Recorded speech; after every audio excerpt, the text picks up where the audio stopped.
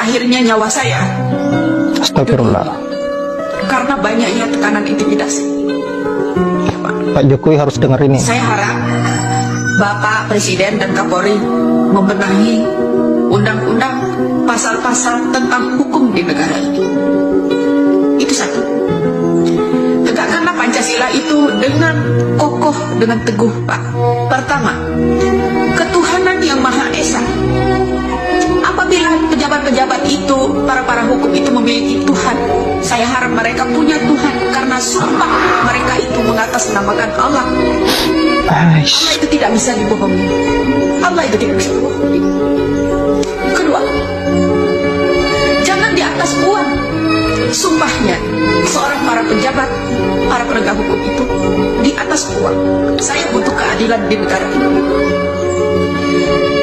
Hukum itu seakan-akan menyayang saya saat ini.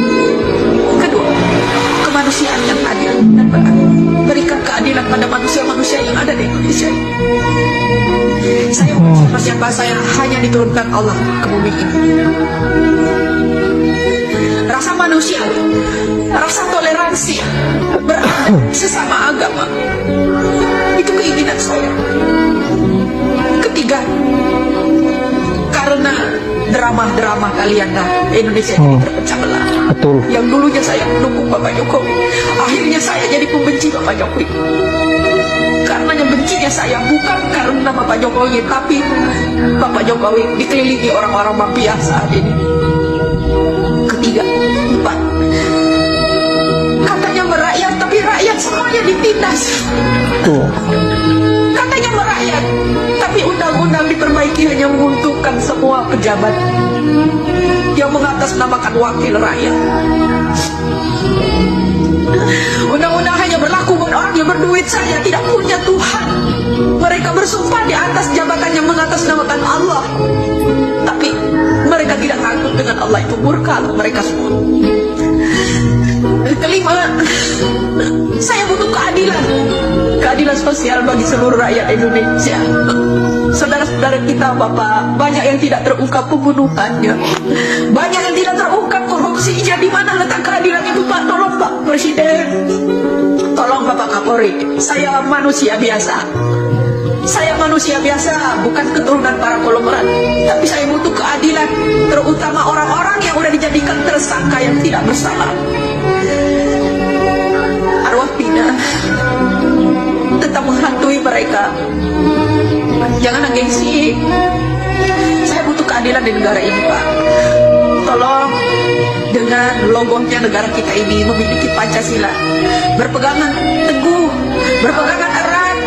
Janganlah dipecah belah karena undang-undang kalian.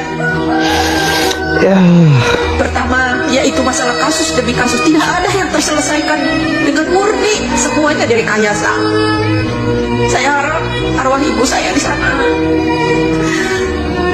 buyut saya di sana, seorang pejuang dulunya,